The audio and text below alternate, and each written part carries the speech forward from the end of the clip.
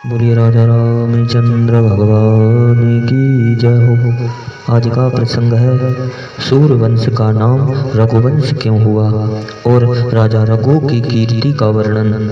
यही प्रसंग सुनाने जा रहे हैं। आशा करते हैं आप इसे अवश्य ही पसंद करेंगे। श्री भक्तमाल के अनुसार सूर्यवंश में जैसे इक्ष्वाकु, अजमेर आदि राजा बहुत प्रसिद्ध हुए हैं, उसी प्रकार महाराज रघु भी बड़े प्रसिद्ध, पराक्रमी, धर्मात्मा, भगवत भक्त और पवित्र जीवन हो गए हैं। इन्हीं के नाम से रघुवंश प्रसिद्ध हुआ।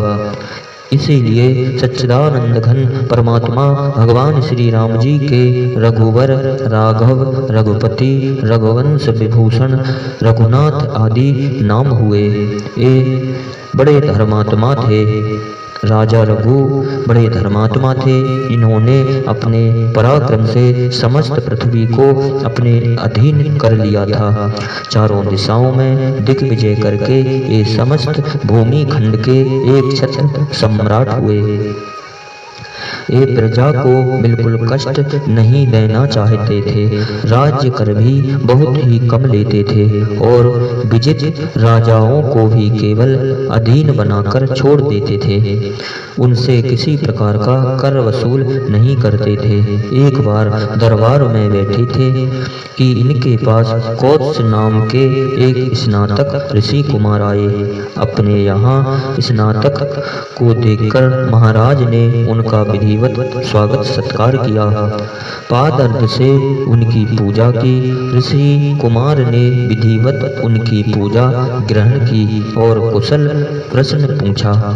थोड़ी देर के अनंतर ऋषि कुमार चलने लगे।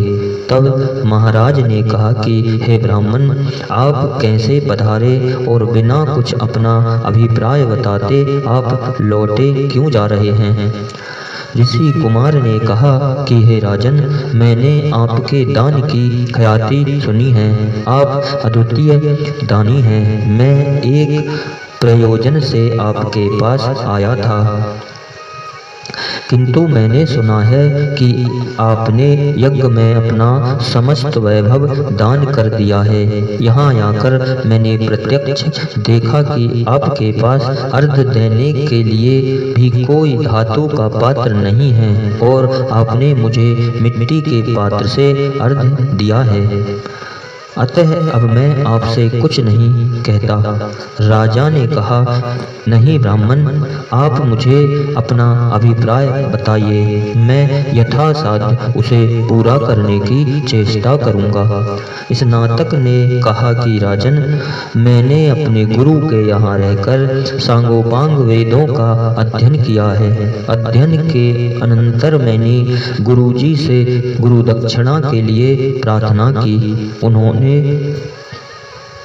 उन्होंने कहा, हम तुम्हारी सेवा से ही संतुष्ट हैं। मुझे और कुछ भी दक्षिणा नहीं चाहिए।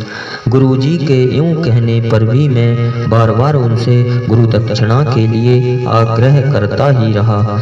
तब अंत में उन्होंने झल्लाकर कहा, अच्छा तो 14 लाख स्वर्ण मुद्रा लाकर हमें दो, मैं इसलिए आपके पास आया था।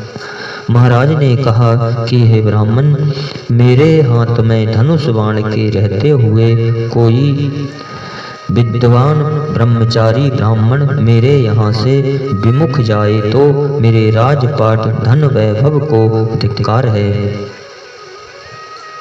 आप बैठिए, मैं कुबेर लोक पर चढ़ाई करके उनके यहाँ से धन लाकर आपको अवश्य दूंगा। महाराज ने सेना को सुसज्जित होने की आज्ञा दी। बात की बात में सेना सज गई। निश्चय हुआ कि कल प्रस्थान होगा।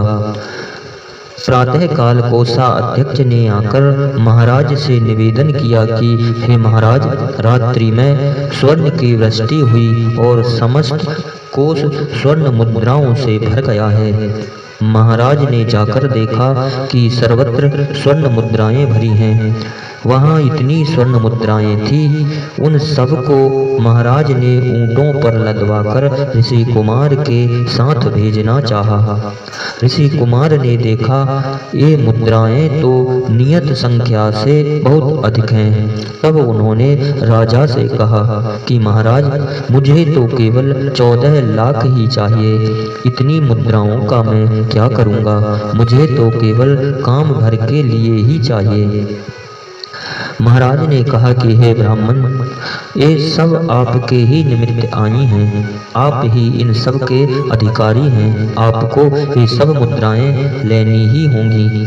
आपके निमित्त आए हुए द्रव्य को भला मैं कैसे रख सकता हूँ? ऋषि कुमार ने बहुत मना किया, किंतु महाराज मानते ही नहीं थे। अंत में ऋषि को जितनी आवश्यकता थी वे उतना ही द्रव्य लेकर अपने गुरु के यहाँ चले गए। शेष जो धन बचा वह सब ब्राह्मणों को लुटा दिया गया। ऐसा दाता पृथ्वी पर कौन होगा जो इस प्रकार याचकों के मनोरथ पूर्ण करे?